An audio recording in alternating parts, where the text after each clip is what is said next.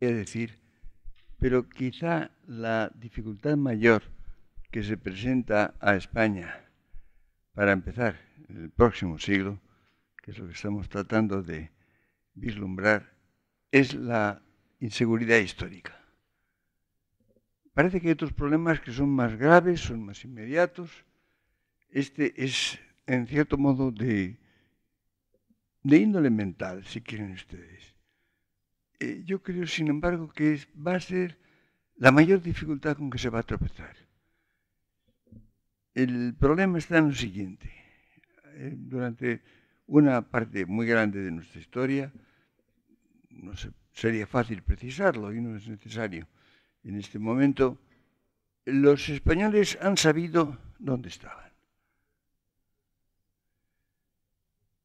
Han dado por supuesta la realidad española, han sabido más o menos las líneas generales de su historia, se han conocido el argumento de la historia española con mayor o menor vaguedad. Han estado instalados en ello, han tenido una idea también aceptable de la situación de España dentro de Europa y en definitiva dentro del mundo, y por tanto podemos decir que sabían dónde estaban. No ocurre ahora, quizá. Y esto me parece que es un cambio enormemente delicado y de consecuencias muy graves. Es decir, la idea de lo que es la realidad española se ha hecho vaga. Se ha hecho vaga porque, por una parte, se la ha tratado de muy diferentes maneras. Hay una serie de opiniones distintas y conflictivas que más o menos se difunden, respecto de las cuales el hombre medio no puede decidir o no se atreve a decidir. Se produce ese fenómeno que fue la causa del escepticismo entre los griegos, lo que llamaban diafonía ton doxon, la discordancia entre las opiniones. Ese es un fenómeno que se produce respecto de ciertos aspectos de la realidad en algunos momentos, en algunas épocas, y tiene una consecuencia muy peligrosa, que es la desorientación. Ustedes piensen, por ejemplo, que en los últimos tiempos han surgido interpretaciones de la realidad española que en general van cargadas de un matiz de valoración, un matiz de estimación. Es decir, en cierto modo son optimistas, diríamos, o pesimistas, son positivas o negativas. Cuando se trata de precisar en qué consiste la cualidad que se estima o prefiere, surgen discordancias. Últimamente está poniéndose en cuestión algo que ha sido obvio desde hace tanto tiempo, que es la unidad española, la realidad de España como una nación unitaria. Se ha lanzado una idea que tiene su aplicación y que tiene su cierta difusión de una especie como de mosaico. La idea es simplemente absurda, porque ustedes piensen que, en definitiva, los ingredientes, los diferentes ingredientes de la realidad española, que son muy reales y que tienen una personalidad sumamente fuerte, lo cual me parece una gran riqueza, son secundarios a su unidad. No olviden ustedes que en España pues, ha existido desde la romanización una provincia romana, una unidad. En definitiva, los hispani eran una variedad de los romanos, un pueblo, una pluralidad naturalmente anterior a la romanización, atomizada, pero romanizada con una unidad, por lo pronto, administrativa y política, en segundo lugar, de comunicaciones. Alguna vez ustedes me habrán oído decir que hace ya muchos años yo descubrí con sorpresa que la longitud total de las calzadas romanas en la península en tiempo de Caracalla era de unos 30.000 kilómetros. Yo tuve una sorpresa extraordinaria. No había pensado nunca en qué longitud tenían las calzadas, pero la cifra de 30.000 kilómetros me dejó totalmente sorprendido. Hubiera pensado que era mucho menor, lo cual quiere decir que la totalidad de la península estaba muy bien comunicada con caminos, que era evidentemente lo que había entonces y lo que es el equivalente de la mecanización de los transportes actualmente. Es decir, funcionaba como unidad.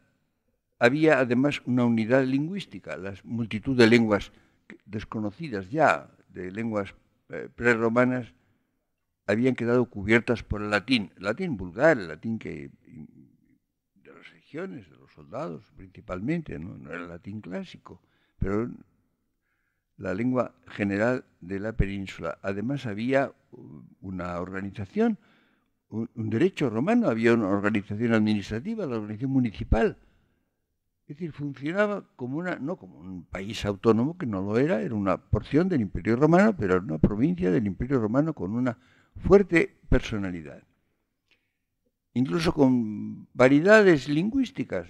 Es curioso, por ejemplo, en español la B y la V son el mismo sonido. Eso ya era en la época romana. En Roma se decía hispani quibus vivere est vivere. Los hispanos, para quienes vivir es beber, porque pronunciaban igual vivere, beber, y vivere, vivir. Es sumamente curioso, una peculiaridad lingüística que existía ya en la época romana. Después, como saben ustedes, hubo una unidad que fue la monarquía visigoda. La monarquía visigoda, que se extiende por más o menos la totalidad de la península y que funciona con unos reyes electivos y no muy estables en ocasiones, pero con una unidad. Sobreviene la invasión islámica, la invasión árabe y más bien bereber, a comienzos del siglo VIII. Entonces, esa realidad, esa unión, que era, piensen ustedes que era un país cristianizado, un país cristiano, católico, que consigue precisamente que los dominadores visigodos, que eran arrianos, se conviertan en tiempos de Recaredo al catolicismo. Es decir, que resulta que la religión de los dominadores cede ante la religión de la población hispano-romana. Fenómeno sumamente curioso. Del mismo modo que, naturalmente, la lengua es el latín, no una lengua germánica que hablaban los visigodos. Incluso en español hay muy pocas palabras germánicas. Como ven ustedes, por tanto, ha funcionado como una unidad, una unidad que por supuesto no era nacional, no existían naciones en ninguna parte, pero una unidad. Y esa España que desaparece como tal unidad, que es la España perdida, la pérdida de España se llamó a la invasión musulmana, se intenta la recuperación de la España perdida a lo largo de varios siglos y es justamente la gran empresa de la Reconquista.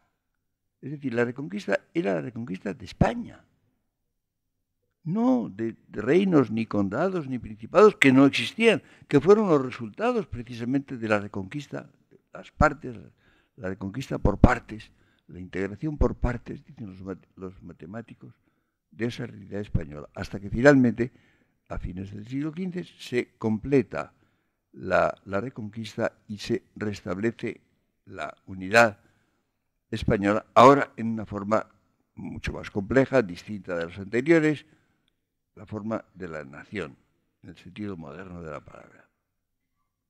Y esto, evidentemente, desde fines del siglo XV, continúa funcionando de una manera normal. Con una diversidad que ha existido, evidentemente, los que eran reinos, condados o principados, luego serán regiones que producen una articulación. Son miembros de una realidad envolvente, una realidad que engloba el conjunto y que es la nación española. Y así se han sentido los españoles, de una manera permanente. Es más, recuerden ustedes que en el siglo XVIII, que quizá es el momento de máxima coherencia, por ejemplo, Semperi Guarinos, que escribe un libro muy interesante sobre los mejores escritores del reinado de Carlos III, dice incluso que cuando se habla de los escritores españoles, que no se debe decir de dónde son. No se debe decir de qué ciudad o de qué región son. Que basta con decir que son españoles. Porque precisamente no se debe introducir, diríamos, ningún tipo de diversidad ni de rivalidad. Es decir, incluso hay un cierto rechazo, es curioso, de la diversificación, de la consideración del que uno sea valenciano, sea extremeño, o andaluz, o catalán, o vasco, o castellano, o aragonés. Esto es muy secundario, se piensa que es secundario en el siglo XVIII y que no se debe incidir en ello, no se debe decir, se dice que son españoles. Piense, por ejemplo, que en Mayans y Siscar, el gran Gregorio Mayans y Siscar, que era valenciano, escribe en su libro sobre la lengua española esta frase: entendemos por lengua española aquella en la cual todos los españoles se entienden perfectamente. Y después va a hablar de las lenguas regionales y habla de las diferentes, que le interesan mucho, y dice que la más dulce es el valenciano, por el cual tiene predilección, y cita unos versos. Pero lengua española es aquella en la cual todos los españoles se entienden perfectamente. Es decir, es la forma de instalación. Y cuando, por ejemplo, hay la invasión francesa de Napoleón, España empieza a hacer juntas de resistencia a los franceses en todas partes, y luego se hace la Junta Central y se convocan las elecciones para las Cortes de Cádiz, las primeras Cortes democráticas que se hacen en España, etc. Es decir, los españoles han vivido instalados en su condición unitaria, en su condición española articulada, diversificada, la mayor parte de su historia plenamente desde el Renacimiento. Y en el último siglo, aproximadamente en un siglo, se ha introducido como una especie de desconfianza, de discusión, de poner en cuestión esto. Y esto ha tenido un carácter muy concreto, que es el desconocimiento de la historia. Esto es sumamente grave. La historia de España se ha conocido de una manera bastante elemental, a veces imprecisa, con grandes lagunas. Evidentemente hay épocas que eran mal conocidas. Es evidente que el conocimiento de la Edad Media ha sido muy deficiente durante mucho tiempo. Se conocía la Edad Media en sus líneas generales, se sabían los reinos con sus sucesivas incorporaciones, con la última, la que da origen precisamente a la gran incorporación de Castilla y Aragón en tiempos de los Reyes Católicos, que funda la nación española ya unida, pero en sus líneas generales era conocida y, en definitiva, por tanto, el español medio, el español normal, no especialmente versado, sabía de dónde venía y, por tanto, sabía dónde estaba. Y, por tanto, podía imaginar, podía anticipar hacia dónde podía ir. Pero actualmente se ha producido un desconocimiento de la historia. En parte, diríamos, y esto es curioso, por una cierta exigencia de mayor rigor. Es evidente, si ustedes repasan, por ejemplo, no sé, una cosa que sería interesante es que los españoles conocieran los libros de historia, los manuales de historia que se empleaban hasta hace poco tiempo en los estudios elementales, ya desde la escuela, especialmente en el bachillerato. Se ha publicado hace poco tiempo un libro muy interesante. Yo no sé si ha circulado mucho, se ha hablado muy poco de él. La Academia de la Historia organizó hace, pues no sé, algo más de un año, una serie de conferencias a cargo de académicos de la historia sobre la realidad española. Y estas conferencias eran hechas por personas muy competentes, en definitiva la gente más competente en historia, y han sido publicadas. Han sido publicadas en un volumen bastante grande, que es muy interesante. Este es igual, como toda obra que es de diversos autores, algunas conferencias, algunos capítulos del libro son espléndidos, otros son menos buenos, pero todos en general son de un nivel muy aceptable o eminente. Y hay un capítulo largo, que corresponde a una conferencia, en la cual se habla de los libros en que se estudiaba historia, los manuales en que se estudiaba historia. Yo recuerdo, por ejemplo, yo estudié la historia de España y la historia universal en los libros de Moreno Espinosa. Alfonso Moreno Espinosa, que era un catedrático de instituto, me parece que de Cádiz, del siglo pasado. Era catedrático en los últimos años del siglo pasado, y las ediciones que yo manejaba, yo soy de este siglo, bastante al principio, pero no llegó al pasado. Eran ediciones anotadas, completadas, por el que fue mi profesor de historia en el Instituto del Cardenal Cisneros, aquí al lado, don Francisco Morán, que era un hombre muy notable.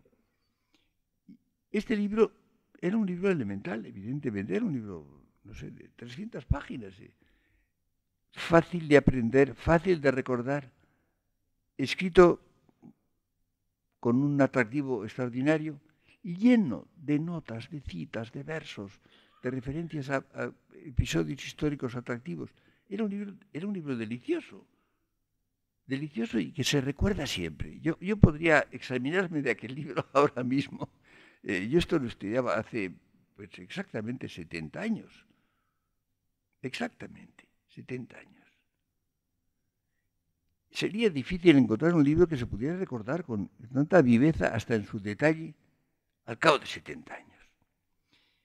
Evidentemente no era un libro con gran rigor histórico, es claro, las cosas estaban tratadas muy brevemente, muy someramente, pero con una selección de lo más importante.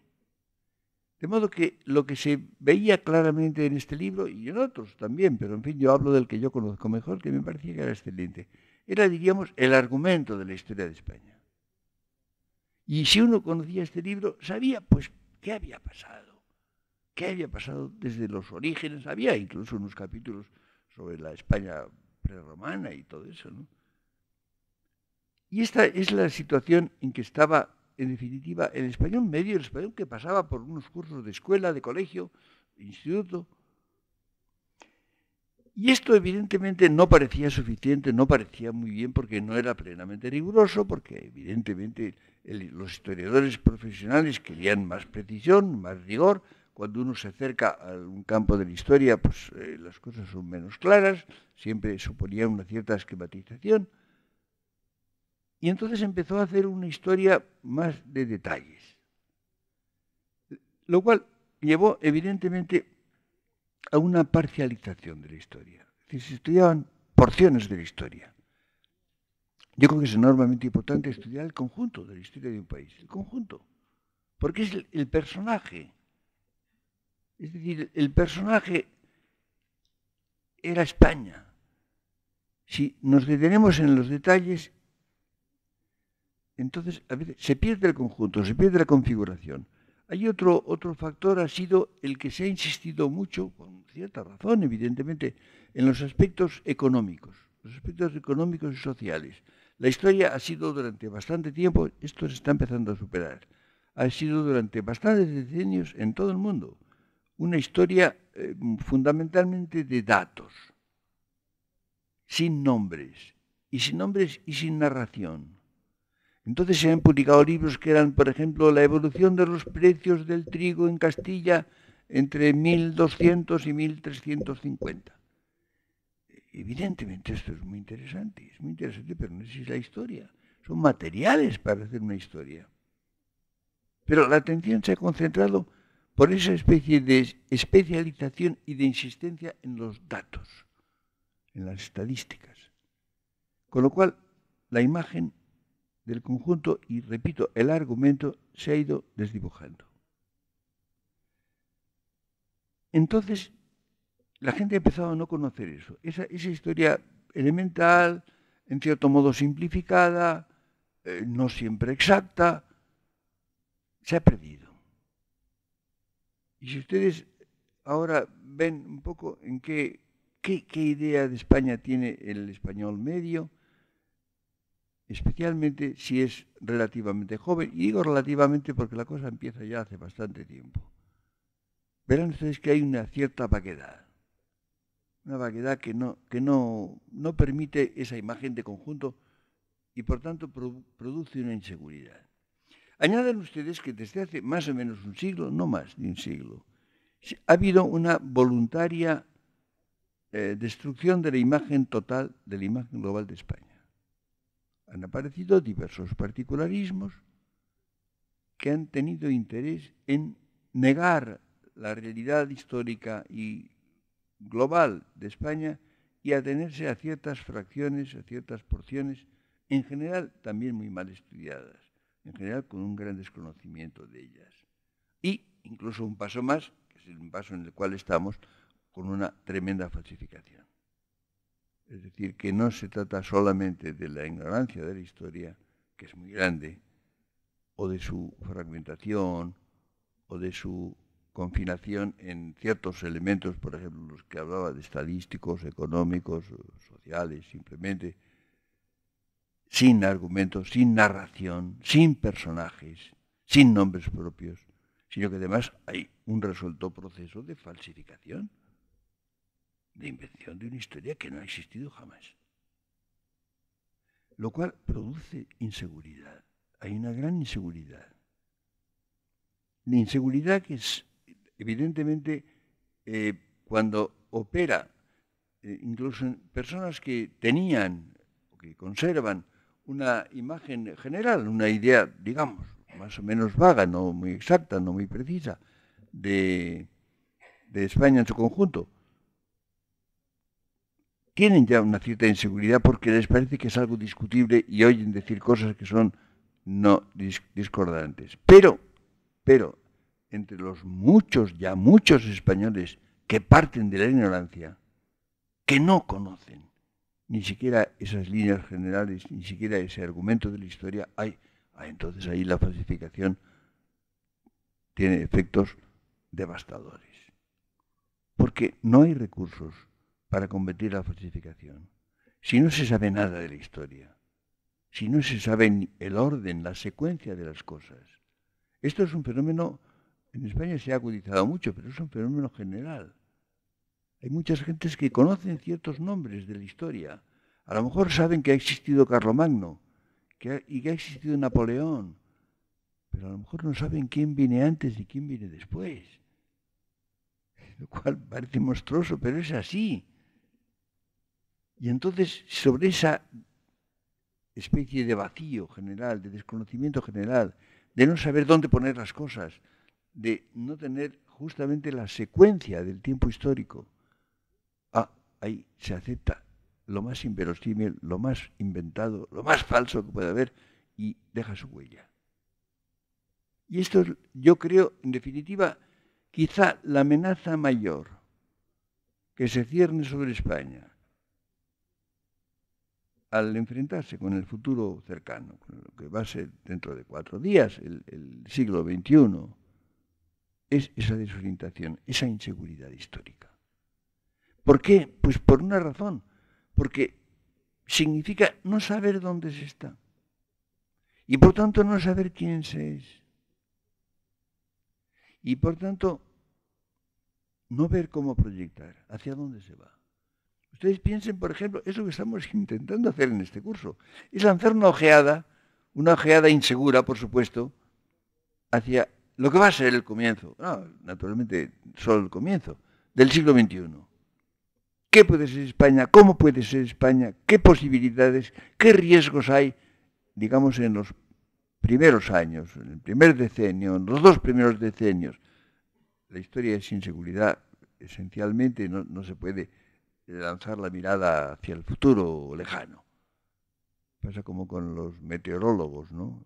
Bueno, se puede anticipar lo que va a ser mañana o pasado, 3 días. Eso únicamente el calendario zaragozano de don Mariano del Castillo y Oxiero, que se vendía y se sigue vendiendo, pronosticaba lo que iba a pasar en agosto o en octubre. pero esto ningún meteorólogo se atrevería a hacerlo. Bueno, pues bien, ocurre también con la historia, pero se puede lanzar una ojeada al futuro próximo, analizando el presente, pero hace falta conocer el presente. Y hay un aspecto más, hay un aspecto que me parece interesante, que es el de, al conocer lo que les decía a ustedes, el conjunto y ese argumento general de la historia, se deriva de ello una impresión general, diríamos, de bienestar o de malestar. Esa historia de España en la cual estamos, ¿qué es? ¿Es algo satisfactorio? ¿Es algo alentador?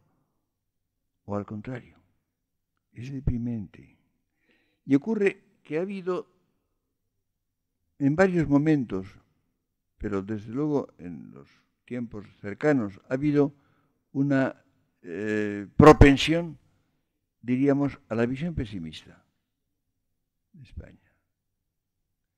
Esto es interesante con motivos, casi siempre con motivos reales, pero con generalizaciones abusivas, indebidas.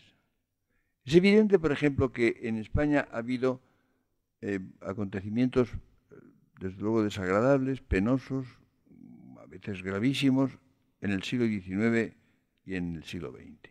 Ustedes piensen, por ejemplo, después de la invasión francesa, que fue terrible, pero que fue una invasión exterior y que, por tanto, España reaccionó con enorme energía, con gran esfuerzo, con un valor extraordinario. Y, sin embargo, después se produjo un gravísimo descenso. Ustedes piensen, por ejemplo, que en el Congreso de Viena España hacía un papel bastante lamentable, bastante triste.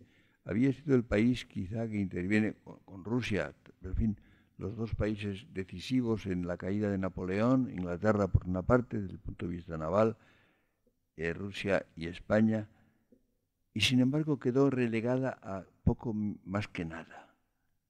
Por torpeza política, porque además en España se había establecido el absolutismo torpísimo y brutal de Fernando VII, que introduce la primera época de verdadera discordia. Ustedes saben que se habla siempre de las dos Españas. Eso es un tópico falso. No ha habido nunca dos Españas. Los españoles no se han llevado bien siempre y han tenido dificultades y luchas concretas, pero no ha habido nunca discordia. Discordia quiere decir que en un país una parte de él no quiere convivir con el resto. Esto no existía. La única época en que se puede hablar de eso es justamente la época posterior a la Guerra de la Independencia. Y esto se agudiza después del reinado de Fernando VII, que en él se produce evidentemente una cierta dosis de discordia y se llega a la ruptura de las guerras carlistas, que no fueron ni tan extensas ni tan continuadas como fue, bueno, en tiempo sí, pero no en intensidad y en extensión como la guerra de nuestro tiempo, pero en fin, fueron guerras sumamente violentas y producen una impresión. Se dejó en la mente de los españoles, se introdujo la idea de que España era una realidad explosiva, que éramos un pueblo violento. Esto no es cierto. La historia de España tomada en su conjunto es la menos violenta de Europa con gran diferencia. Con gran diferencia. Si ustedes comparan la violencia ejercida por españoles contra españoles, es mínima. Si la comparan ustedes con la de cualquier otra nación europea, es mucho menor. Lo que pasa es que tenemos una violencia reciente. Y se deslizó en las mentes la idea de que era un país inestable, explosivo, expuesto al espasmo, lo cual llevó a decir cualquier cosa menos eso, el marasmo, palabra que se empleaba mucho al final del siglo XIX. Hay un ensayo de Unamuno titulado Sobre el marasmo actual de España. No había tampoco tal marasmo. España no estaba anquilosada ni paralizada. Se produce una impresión, no sé, de que es un país violento y peligroso. Esto hubo un refuerzo justamente con el 98. Ustedes, por ejemplo, los regeneracionistas ya antes tenían una impresión sumamente penosa, sumamente pesimista de España y de sus posibilidades. Por ejemplo, el libro de Lucas Mallada sobre los males de la patria es un libro terriblemente pesimista de España, que es un país pobre, irremediablemente pobre y no tiene arreglo, etc. Yo tengo un recuerdo personal que tiene que ver con esto. Y es que cuando Ortega volvió de su exilio, 9 años, el año 45 volvió a España.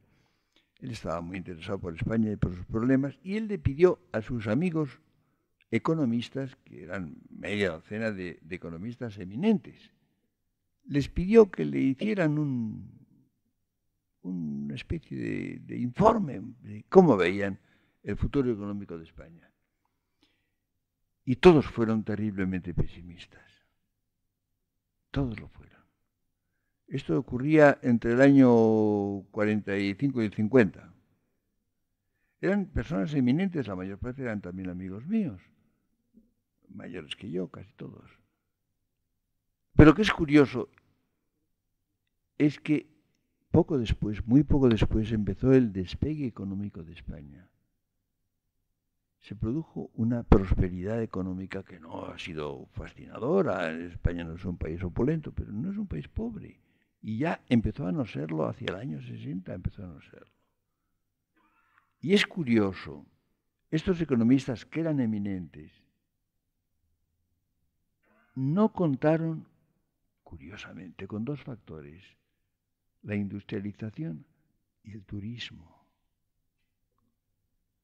Yo ahora me asombro un poco de esto. No tuvieron en cuenta los dos factores que han sido los más importantes del cambio económico de España, de su posibilidad económica, de su nivel, el nivel en que ya desde entonces empezó y ahora está, no digamos. Ustedes imaginen con la historia de la Unión Europea y el euro y todo lo demás, ¿no? Ni se hubiera soñado. Pero había una impresión pesimista, deprimente. Y entonces uno ve a muchos autores que han sido de enorme buena voluntad, por supuesto, y a veces muy inteligentes. Pero uno ha visto lo que han visto en España o lo que han creído que iba a ser el futuro. Y piensa uno, si fuera verdad, España no existiría ya. Resulta que existe. Y en muchos sentidos bastante bien. Y en otros mal. Y en conjunto mejor que en épocas anteriores. Es decir, que esa visión negativa y pesimista no era justificada. Por lo menos era solo parcialmente justificada. Y es evidente que convendría en cierta medida rectificarla y volver a considerar la realidad, no sé, en su detalle, en su conjunto, y teniendo en cuenta el equilibrio entre los factores positivos y los factores negativos, entre los peligros y los riesgos y las posibilidades. Esto me parece que es absolutamente capital.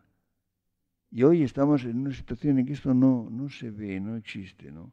Se ha introducido en España en una medida que es muy poco aceptable, el partidismo, ¿no? Es decir, las gentes no niegan, no quieren ver lo que no les parece oportuno. Llevo tiempo mirando, por ejemplo, en aspectos culturales, se están escribiendo cosas, ensayos, artículos, a veces libros, de profesionales, de profesores, de gentes que se suponen muy competentes, hablan diferentes asuntos, diferentes problemas y campos. Lo frecuente es que no haya ni un nombre español, que no conocen o no sé si conocen o callan todo lo español, que en muchos casos se ha hecho mucho más en España que en otros lugares y a veces mucho antes. Esto no aparece. Y entonces, claro, deja una impresión negativa, una impresión de pesimismo. Ven ustedes, por tanto, cómo la desorientación histórica, la ignorancia, la desfiguración, la falsificación, en los casos más graves, suponen un riesgo extraordinario. Incluso habría que tener en cuenta los riesgos que tiene a veces lo que está mejor, lo que es necesario. Ustedes saben, por ejemplo, les voy a poner un ejemplo que me parece muy iluminador.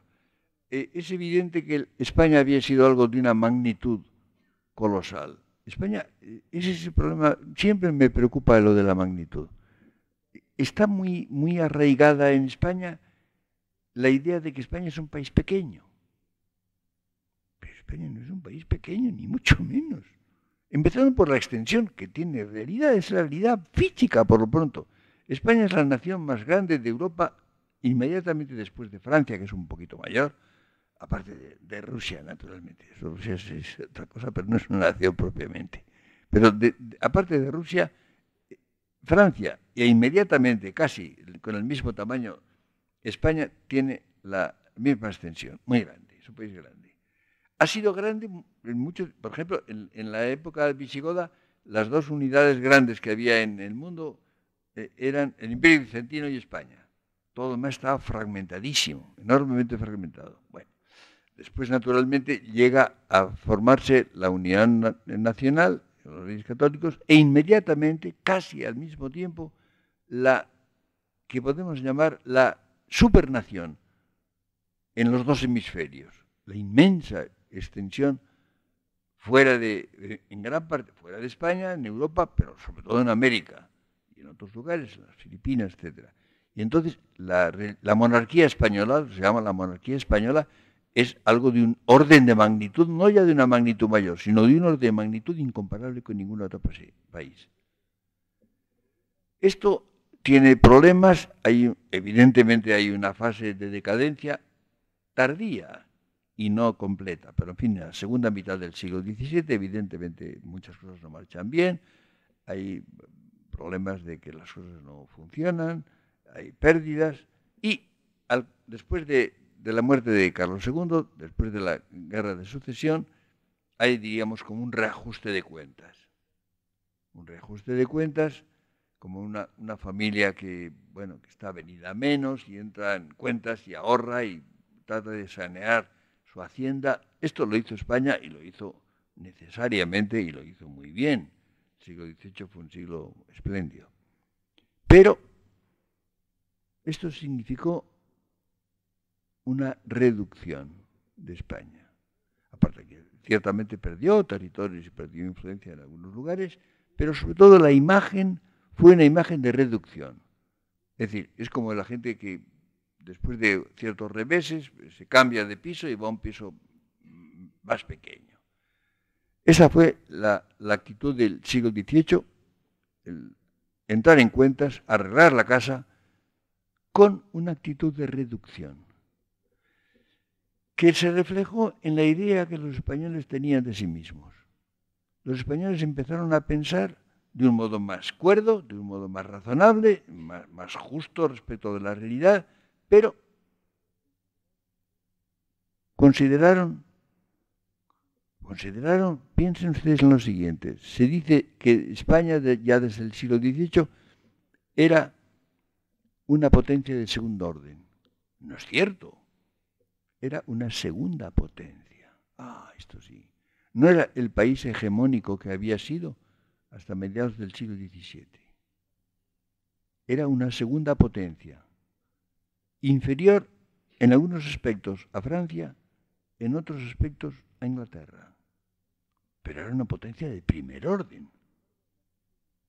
Y sin embargo, en la mente de los españoles pasó a ser una potencia de segundo orden, lo cual es falso. Es decir, el ajuste de cuentas, el arreglo de la casa, tuvo el elemento negativo de una reducción, y de una reducción, diríamos, como del horizonte. Pues bien, yo creo que ahora, al acabar el siglo, al enfrentarnos con el siglo próximo, es menester también otro reajuste de cuentas. Es menester volver a ver dónde estamos, de dónde venimos, qué somos, qué tenemos, qué nos falta, y por tanto hacia dónde podemos ir.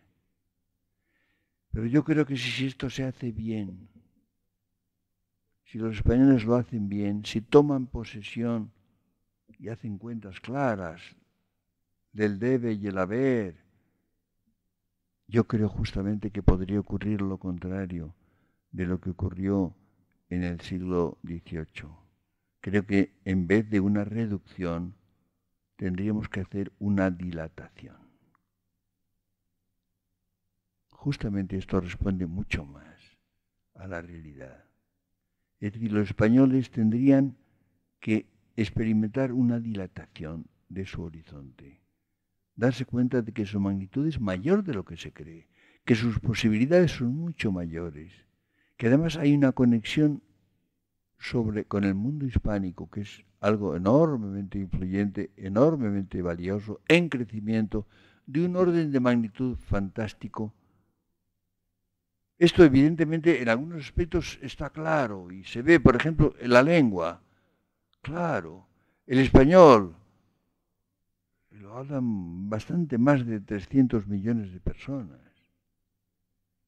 Después del inglés, entre las lenguas occidentales, es, por supuesto, la más difundida, la más hablada como lengua propia, no como una segunda o tercera lengua, como lengua propia. Eso se ve, eso es innegable. Pero es que no es solo eso. Es que es el horizonte de posibilidades, el repertorio, por ejemplo, de ideas, de creaciones que se han elaborado, que se han forjado en España en este siglo. Es algo impresionante. Hace 3 años, me parece, en 3 series, el Colegio Libre de Méritos hizo una serie de conferencias que luego se publicaron en 3 volúmenes. El legado cultural de España al siglo XXI, se titulaba. Es decir, ¿qué aporta a España? ¿Qué lega como posibilidades para el siglo XXI? Era impresionante. Desigualmente, claro, en unos campos mucho más que en otros. Claro, por supuesto. Pero en conjunto era absolutamente impresionante. Se dieron las conferencias, se publicaron los libros. No recuerdo que se haya hablado de ellos nada. Creo que no son muchos los que los han leído. Creo que hubieran sido elementos capaces de modificar la manera de sentirse, de superar precisamente esa desorientación, esa inseguridad histórica. Inseguridad que no se debe perder, porque la historia es insegura, la vida humana es inseguridad. Pero hay que ver esa inseguridad, qué límites tiene y de qué se puede partir para enfrentarse justamente con esa inseguridad que es el siglo, el milenio con el cual nos encontramos. Daremos las 2 últimas conferencias en mayo, ya saben que esta es la del 28 de abril.